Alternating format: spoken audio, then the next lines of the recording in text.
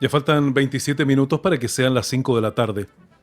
Bueno, viernes y cada viernes tenemos ya nuestra sección a partir de ahora con el profesor Eduardo Artés. Ustedes ya lo conocen, es un panelista estable de nuestro espacio acá en Chilena FM, transmitiendo desde San Antonio, analizando lo que ha sido la semana. Así que, sin más preámbulos, ya nos contactamos con el profesor Artés. ¿Qué tal, Eduardo? Muy buenas tardes.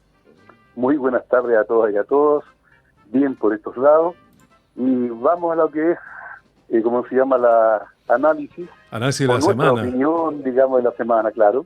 Sí, bueno, hay que entender porque muchas veces nos preguntan un poco el tema de cómo se, digamos, se enfocan las noticias. Son opiniones y en este caso es la opinión de Eduardo Ortiz acerca de los distintos temas, porque aquí nosotros entregamos todo tipo de opiniones para que esto quede obviamente bien establecido. Bueno, en ese sentido, Eduardo, como siempre te agradecemos el hecho que compartas con nosotros unos minutos para analizar, ¿no es cierto?, de tu perspectiva lo que ha sido esta semana. Y vamos a partir con algo que obviamente no ha dejado de llamar la atención y tiene que ver con lo que está pasando en el ejército a raíz de la situación judicial que enfrenta otro comandante más de la institución, como es el general Ricardo Martínez, quien después posteriormente presentó su renuncia anticipada al cargo de comandante en jefe del ejército una vez que la jueza Rutherford comenzó ahí a interrogarlo. Pero él no se fue así nomás, pues. Tuvo ahí al dar su cuenta, también tuvo ahí algunas revelaciones que no se habían escuchado de parte del ejército. O sea, hay dos temas acá: la responsabilidad institucional respecto a la violación a los derechos humanos, que ellos califican como una vergüenza institucional. Esas son las palabras que usó el general Ricardo Martínez. Pero está la situación judicial. ¿Cómo ves eso, Eduardo? ¿Fue sorpresivo aquello último? ¿Qué está pasando con las Fuerzas Armadas?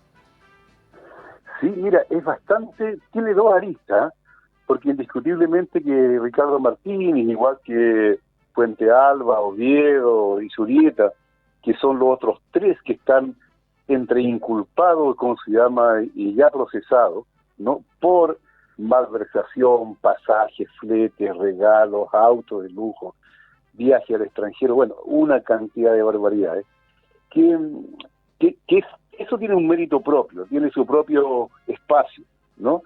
Y claro, habla de algo que es terrible, porque no olvidemos nosotros la frase o la sentencia que tenía el general Pinochet cuando decía que las Fuerzas Armadas son la última reserva de la patria.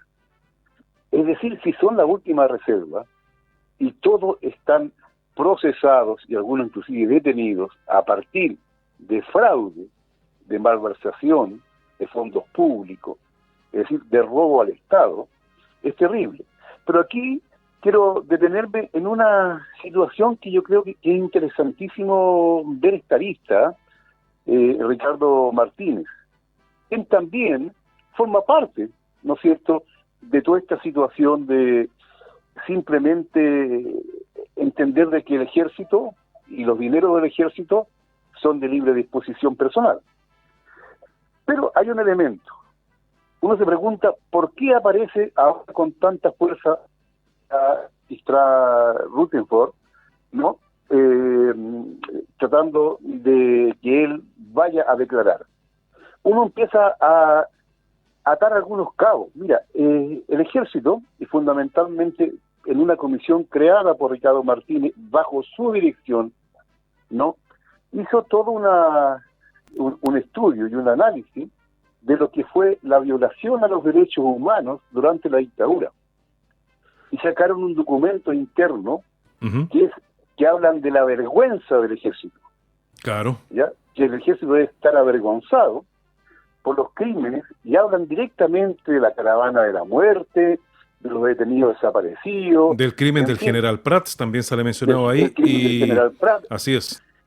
Absolutamente. Entonces, mira, uno no es que sea mal pensado y empiece a unir las cosas, ¿no?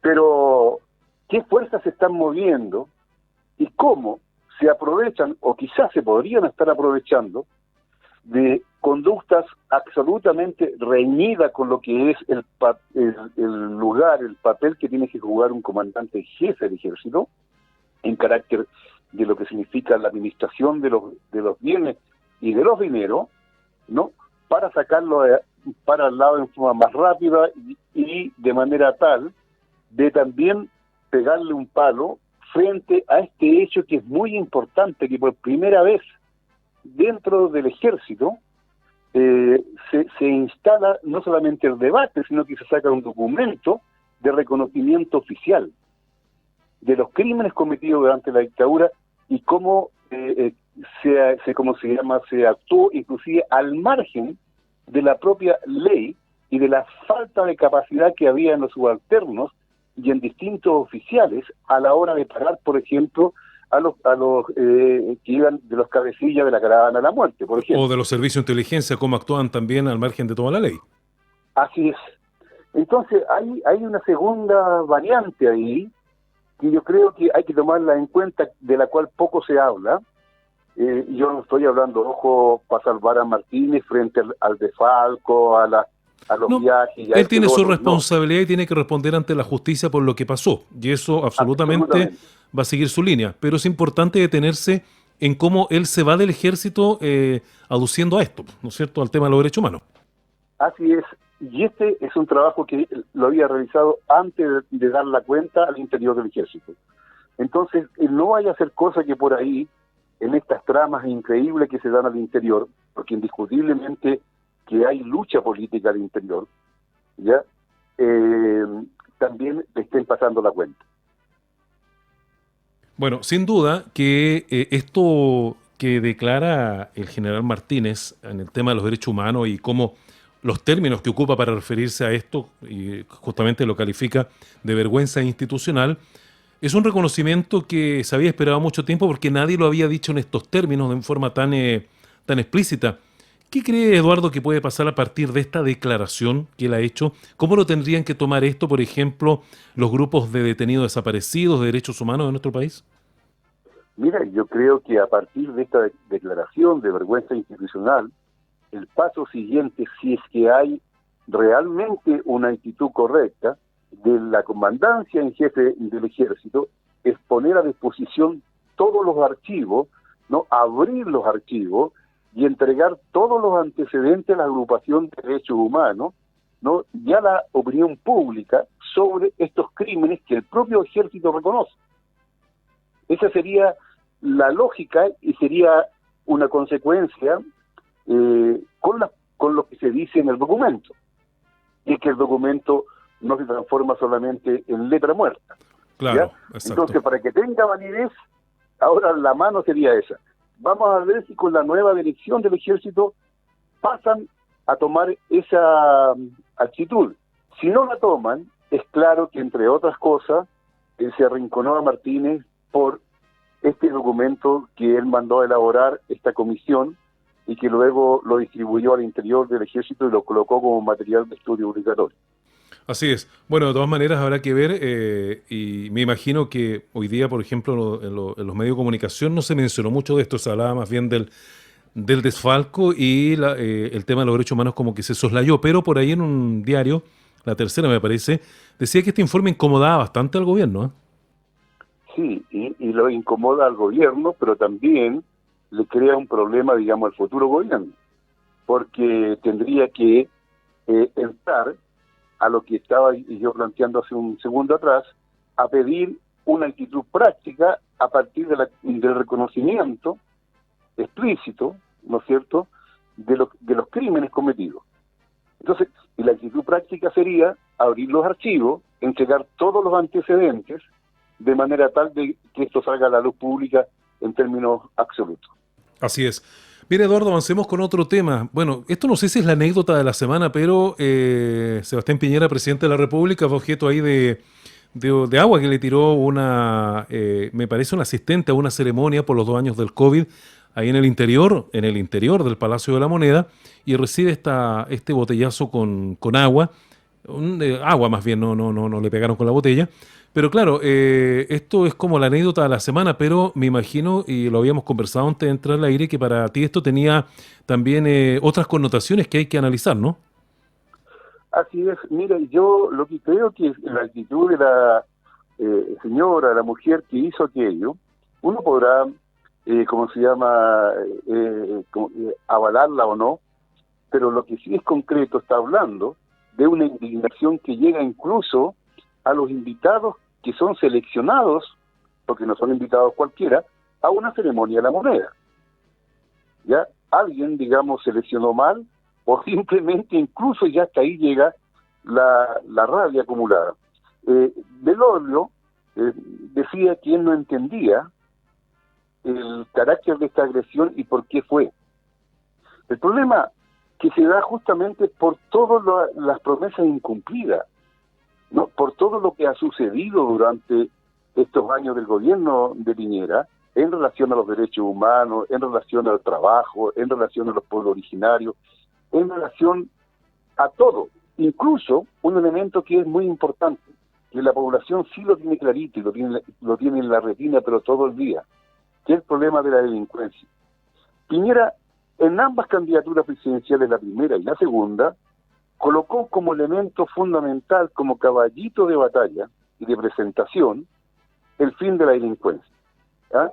Con alguna frase incluso que el fin de la... Se acabó la fiesta, ¿no? Se acabó la fiesta, claro, el fin de la puerta giratoria, claro, tolerancia cero, en fin, lo que tú quieras. Y la delincuencia realmente hoy día, de cuello y corbata, así como la delincuencia callejera, ¿no? Se ha ido tomando al país. Yo creo, Eduardo, que la delincuencia en general, la que tú mencionas, la de cuello y corbata y la que está en las calles, se vive sus mejores días acá en Chile, pues. Así es. Yo creo que Chile se está convirtiendo en uno de los países más inseguros, y esto es parte de la degradación general que tiene nuestra sociedad, ¿no? De la falta que ya veíamos en el punto anterior, ¿no? Incluso en las instituciones como son las Fuerzas Armadas, ¿no? En todos lados está metido, digamos, el problema de yo primero, yo segundo, yo tercero, y no hay ningún sentimiento de identidad social. Y al no haber un sentimiento de identidad social, una correspondencia con eso, simplemente lo que termina dominando es el yo primero, el yo segundo, tercero y cuarto, la delincuencia. Así es. Bueno, es un tema que obviamente es preocupante y esperamos que en algún minuto se le pueda poner coto, y por eso que hay también esperanza en el cambio de mando y en el nuevo presidente Gabriel Boric, que va a asumir el próximo 11 de marzo. Ya queda prácticamente una semana para que esto ocurra. Bueno, y comienzan también algunas definiciones de carácter político en torno a lo que va a ser el gobierno, cuáles van a ser sus proyecciones. Hoy día ya se sabe más aquello. ¿Cómo ves este tema, no es cierto? ¿Qué te ha llamado la atención, Eduardo? ¿Y qué analizas tú ya de lo que se espera del nuevo gobierno? Mira, a mí me llama la atención un hecho que no es nuevo en Boric, pero que puede ser la marca y que puede ser también el fracaso absoluto o la caída de las ilusiones de mucha gente. Él hoy día ha planteado que su gobierno va a tener como eje fundamental una política de género, ¿no? Ya, un enfoque de género, ¿no es cierto? Un enfoque de género, y ¿Ya? que los hombres tienen que escuchar. Está bien, indiscutiblemente, que hay que tener avances en la política, como se llama, de igualdad en términos, digamos, de los géneros. Eso es una cuestión que es necesaria. Pero eso no se puede lograr si no hay desarrollo económico, si no hay satisfacción, digamos, de las necesidades que tiene la población. Entonces, uno esperaba que el centro de la política del nuevo gobierno ya fuera, por ejemplo, la recuperación de los recursos naturales, ya la industrialización del país, el tema del Guamapo, la emigración, en fin. Pero él pone como eje de todo, ¿no?, el tema de la, ¿cómo se llama?, el tema de género, la igualdad de género. Bueno, yo no estoy contra eso, por el contrario, soy un entusiasta, porque creo que hay una gran deficiencia, pero que es propia de una sociedad dividida en clases sociales. El tema de la desigualdad está determinado también por el lugar que ocupa cada uno en la sociedad. Es decir, si uno es trabajador, o es dueño de la empresa, o dueño del banco, uno es cesante, o simplemente es un gerente, sea hombre o mujer. O sea, hay cuestiones que dicen relación con el lugar que uno ocupa en la sociedad. Entonces me parece una situación bastante preocupante que se quiera colocar algo que puede ser superficial, sin contenido, ya sin contenido real, porque al fin y al cabo las cosas se hacen con recursos, ¿no?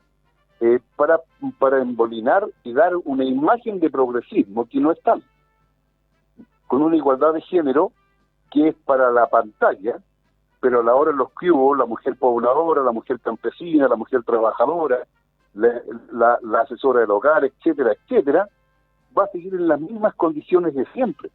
Ese es el tema central. Es por eso que yo creo que lo que ha dicho Boris como anuncio para lo que viene con su gobierno y que se preparen los hombres, yo creo que es menos un volador de luces. Es una muy mala señal. Bueno, sin duda que debería, entonces, a tu juicio, dar a complementarse con otras iniciativas para que obviamente sea ya un crecimiento, ¿no es cierto?, un desarrollo más integral de todas las áreas que tiene nuestro país, obviamente. Sin eso es imposible hablar de desarrollo, ni igualdad, ni equiparar, nada. Si no hay recursos, si la economía no funciona, si los sueldos no mejoran, si simplemente no tenemos mejores salas cunas, mejores escuelas, transporte de calidad, etcétera, etcétera, todo lo demás pasa a ser eso, una declaración. Claro. Eduardo, esta semana la Convención Constitucional realizó también varias aprobaciones respecto ya de los textos y algunos artículos que van a ir llenando poco a poco la nueva Constitución política. ¿Qué te pareció el desempeño de la Convención estos últimos 7 días? Mira, un poco, desgraciadamente, en la línea de Boris, muy, ¿cómo se llama?, de declaración, muy de principios en términos generales, ya, pero poca sustancia. Por ejemplo, se está planteando y se discutió este tema de lo que es el sistema de justicia, ¿ya? Con estos términos generales de pluralismo jurídico, plurinacional, ¿no? Pero al mismo tiempo se instala inmediatamente la inmovilidad de los jueces y juezas, ¿ya? Y claro, pareciera ser de que todo termina en una declaración de principio, porque en definitiva la fórmula como tendría que funcionar esta justicia, este nuevo sistema de justicia, pluralismo jurídico, donde se consideran inclusive facultades a los pueblos originarios, al pueblo indígena, ¿no?, de acuerdo a las normas y costumbres, es una cuestión que va a tener que estar determinado por una estructura orgánica a discutirse después. O sea, hoy día, lo único que ha salido claro es señalar una suerte de declaración de intenciones, ¿ya? Y claro, es cierto, la Constitución a lo mejor no la puede señalar del todo, y eso queda a discusión de lo que es el futuro Parlamento. Entonces estoy señalando con esto de que a veces uno podría sacar cuentas alegres en una dirección o de otra, y en realidad está todo volverse incluso con las propias leyes que van a estar íntimamente relacionadas con los principios generales aprobados, digamos, dentro de la Convención. Lo mismo, por ejemplo, en el tema del medio ambiente, que es otro tema que también hoy día ha sido tratado en la Convención. Hay incluso hay un lenguaje tan extraño que a uno por lo menos le llama, ¿cómo se llama?, la atención. Por ejemplo, el derecho de la naturaleza. Y ahí realmente yo quedo con un palo en la cabeza, porque hasta donde yo sé, los seres humanos somos parte de la naturaleza. Y al hablar del derecho a la naturaleza, estamos hablando del derecho fundamentalmente de los seres humanos, ya a gozar, a cuidarla, a desarrollarla, a protegerla en relación íntimamente al ser humano, porque lo que tú le haces a la naturaleza se lo hace al ser humano y viceversa. Y se devuelve finalmente. Claro, entonces no se puede colocar como un derecho de la naturaleza aparte del ser humano. Y al mismo tiempo dice que hay que reconocer las intervenciones del ser humano. Pero y eso, todo eso en comillas. Y te digo, claro, ¿cómo es eso de la intervención del ser humano? Pero evidentemente no existe en la naturaleza, o la naturaleza ya no existe sin la intervención del ser humano. O sea, hay que entender de que el ser humano es parte integrante de la naturaleza. Claro. Entonces, estas ideas así, que parecen muy progresistas, parten de una situación idealista de empezar a considerar a la naturaleza como algo con vida propia, separada del ser humano y su vida en sociedad. El ser humano vive particularmente en sociedad. Sí, claro. Y al vivir en sociedad, actúa sobre el conjunto de la naturaleza, porque no puede ser de la manera. Todos los seres vivos actuamos en relación a la naturaleza porque somos parte de ella. La modificamos, la adecuamos de acuerdo a nuestras propias necesidades. Lo que sucede, de lo que debe plantearse con mucha fuerza, que no debe ser intervenida solamente con un afán destructivo de ganancia para grupos económicos, incluso a veces extranjeros, sino que debe ser fundamentalmente a partir de las necesidades de la población. Y la población lo que necesita, una naturaleza sana, ¿ya? Significa resguardar las expresiones, como se llama, que nos permiten una vida de calidad y de dignidad. Eso es lo que debe plantearse, pero no esta tendencia como a separar, ¿no?, a la naturaleza, y que los seres humanos debemos de reconocer nuestra intervención en ella como casi un pecado.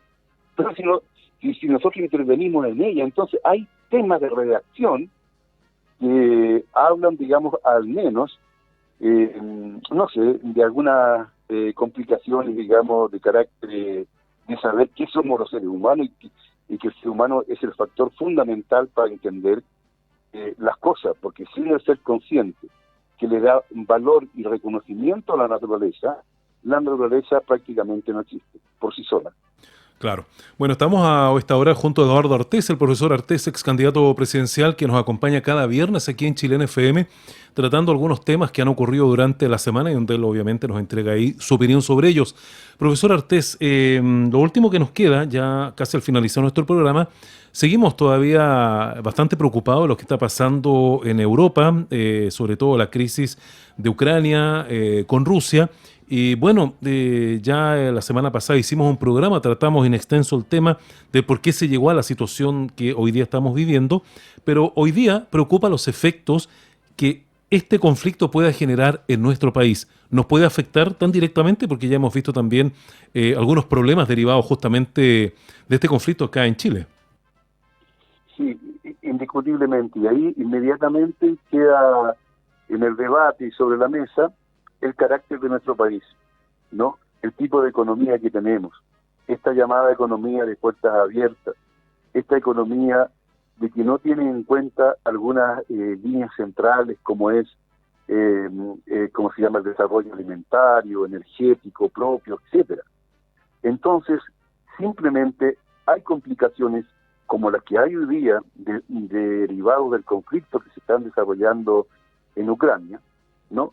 Y inmediatamente aquí se prenden las luces rojas, ¿no? Porque no tenemos ningún sistema energético y de transporte que nos permita depender lo menos posible de la compra de insumos en el extranjero. Entonces, por ejemplo, tenemos un sistema de transporte en general que se moviliza vía como de carburantes, ¿no?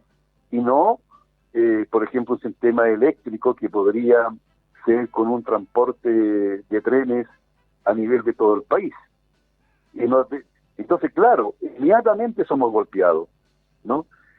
También en el tema de la alimentación, se plantea, entre otras cosas, que va a subir muchísimo el precio de la harina. Todos sabemos que Chile, en el pasado, fue realmente un granero casi del mundo, exportaba gran cantidad de cereales y trigo en cantidades. Oye, debo recordarte que solo aquí en San Antonio, en los campos, se cultivaba mucho cereal hasta los años 80 y de repente todas esas plantaciones desaparecieron. Así es, porque se transformó todo en algunos lados en plantaciones de árboles madereros, ¿no? Claro, o monocultivos de palta y frutilla que después se pusieron tan de moda, ¿no es cierto? Así es, y una cantidad de productos inclusive muy especiales para las mesas muy, ¿cómo se llama?, de los ricos de Europa, de Estados Unidos, etcétera, ¿no? Y también, ¿por qué no?, con una política de suelos absolutamente anárquica, un desastre, donde se han desarrollado una cantidad de parcelas de agrado en tierras que tienen que estar destinadas a la producción de alimentos, en este caso de cereales. Entonces, dado este hecho, es que hoy día estamos complicados. Pero algunos dicen que la culpa la tiene el conflicto en Ucrania y particularmente Rusia. La culpa tiene el sistema económico y la forma con que hemos llevado al país. Y aquí se plantea la necesidad entonces de estudiar en profundidad el desarrollo energético, la independencia energética, el desarrollo de la producción de cereales y otros productos agrícolas de amplio consumo para tener una alimentación asegurada y no de dependencia de lo que se pasa en el mercado internacional, cualquiera sean los motivos por que este se contrae, se expande, le pasa esto, le pasa lo otro. Tenemos que tener nuestro propio plan de desarrollo y eso hoy día Chile desgraciadamente no lo tiene. Entonces no es bueno que algunos medios estén hablando que, dado que lo que pasa en Ucrania, ¿no?, y por culpa de los rusos, va a subir el petróleo, la harina, etcétera, etcétera, sino que aquí hay un tema que eso es por el tipo de economía que tenemos en nuestro país, que no nos ha permitido resolver correctamente las necesidades desde un punto de vista de nuestras propias condiciones. Claro. Bien, Eduardo, culminamos nuestro tiempo esta semana. Como siempre, te agradezco el que nos hayas acompañado, como cada viernes, analizando ahí los principales hitos de la semana acá en Chile. Así que muchas gracias, Eduardo, y ya nos reencontramos la próxima semana. Muchas gracias, que estés muy bien. Saludos a todos. Que esté muy bien, Eduardo, que tenga un buen fin de semana. Chao, chao. Bien, así hemos conversado con Eduardo Artés, nuestro panelista de cada día viernes, ex candidato presidencial, y también el profesor Artés, con quien analizamos los principales hechos de la semana a esta hora acá en la tarde chilena.